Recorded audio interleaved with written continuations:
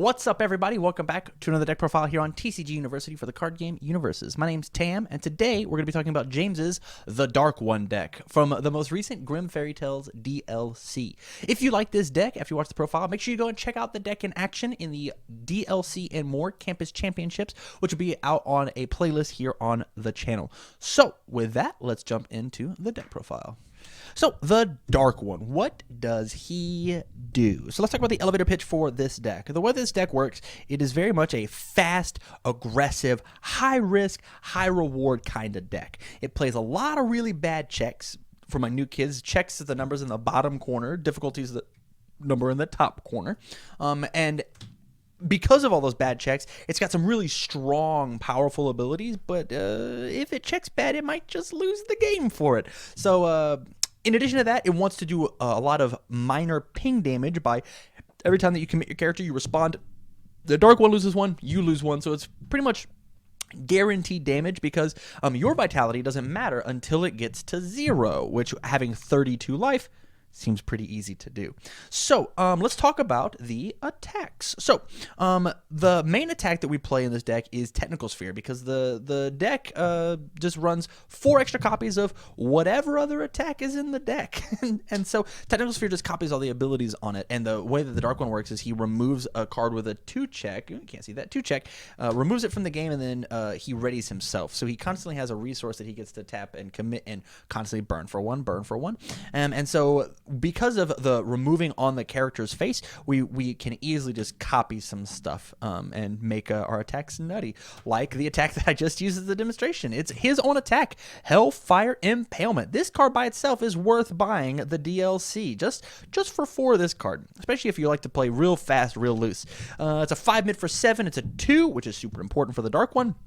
And it says, enhance, discard the top 10 cards of your deck, and for every 2 that you find, you get to draw a card. And then enhance, commit, remove X cards from your discard pile with a printed control of 2 or less, and then ready X foundations. So this card kind of is the safety net. If I've got a bunch of these 2 checks in my discard pile, I'll just remove a grip of them and ready my whole staging area. It didn't matter that I checked the 1 or the 2 there. This card just readies it all back up. In addition to drawing 3, maybe 4 cards.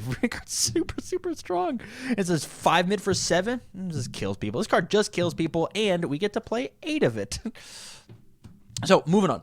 The next bad check that we're playing is for Let's Party, because one of the hardest things that about the 1-check deck is accidentally seeing them in your hand or in your discard pile or still in your deck. And Let's Party just lets us search it. Discard the top 4 cards of the deck. We're gonna add one of these bad boys to our hand, or maybe we found one of those and it's removed from the game. We'll add one of these bad boys to our hand, and so just constantly being able to just I'll mill 4, which is what the deck wants to do. It wants to feed through its own deck as quick as it can, and then I'll find this piece that I want. Really, really strong card. And once again, it's just statted out of its gourd. It's a 6 low for 6. We're killing them. And next, we're playing Triple Missile Launcher. And once again, it's another bad check. It says stun to everybody knows Missile Launcher. Really fast, hits really hard. In the Dark One, it lets you ready more stuff. And then once again, we're running 7 of it because of this card. Making this card Missile Launcher ends games. It ends games. We're also playing Triple Coffee Samba. Once again, it's a bad check. This is the last bad check in our deck. Asterisk attack-wise, and this card just says draw 2 additional cards, commit out my opponent's entire board. It's got Desperation 2, so if I happen to be at less than half health after I've played a string of all of these other really good cards, I can just Coffee Samba to Coffee Samba to Coffee Samba and just accidentally kill them, as well as it's a really good use for my momentum, having it be multiple a bunch. And my last 2 attacks are 1, Allurophobia. The best thing to do with this card is honestly just remove it and then copy it with Technical Sphere, and it just gets real big real fast, as well as Kurobushi Kick, which you do the same thing, remove it and copy it with this thing, gets real big real fast. It's just a couple more safety net attacks as opposed to the bad checks, and these cards are statted. Their effects are as good as 1 or 2 checks, so like it's super worth playing in here, but you don't need to play a bunch of them because they're not the bad checks, and so could be an issue. Okay, so those were all the attacks. We're not playing any assets in this deck, and the main issue that the Dark One was going to have is that whenever you mill all of these cards, you don't off of Hellfire Impalement, you don't get that draw off of it, right? And we want that draw. Well, the thing is we have 4 of this card called Transform Prince that is also a 2-check, and it says when you check it for a non-attack card, it's check it's +3, but if you check it for an attack card, you can remove it and give it a 1 damage for every card removed from your discard pile or in your removed from game pile. And so it's possible just to check this and have all of your attacks removed and play this on a Kurobushi kick, and it gets plus 14 to 20 damage, and the Kurobushi gives it another 14 damage. And so this card by itself will just close out a game on a half block, as well as it gets 4 more targets for just to draw an extra card on Hailfire Impalement. Really, really strong stuff. Okay, so those are all the bad checks in the deck, and now I want to talk about the removing condition, removing and milling condition left in the deck. So in order to make sure that our deck is as active and as oppressive as it can be, we're playing 4 Explosive Acrobatics. It's a 1/5. It says remove any card from your discard pile. This deck is a -1 speed. My attack, your attack, doesn't matter. The person playing next to me, that's fine. But I need to get these select cards removed from the game in order to make sure that I can combo off and play what I need to, especially with having Tentacle Sphere in the deck. In addition to that, we're playing for a Worthy Vessel. It says flip, do the same thing, but it also says lose 1 vitality. This attack gets +2 or -2 damage. We've got 32 health. We're constantly pinging them. Losing 1 for +2 damage is just enough to maybe get the win, get the kill. We're playing 4 Born from Destruction. This card is free stats in this deck. It says enhance, commit if you've taken damage. I don't know, maybe with your own character's effect. Draw a card, and then enhance if there's a copy of this attack removed from the game. This deck gets +1/+1. So it's possible to accidentally get 3 of these out, and then you're just like, hey, +1/+1/+1/+1/+1, 3/3 on whatever attack I want, and already on attacks like Missile Launcher. You're kidding me. This card just kills people. It kills people.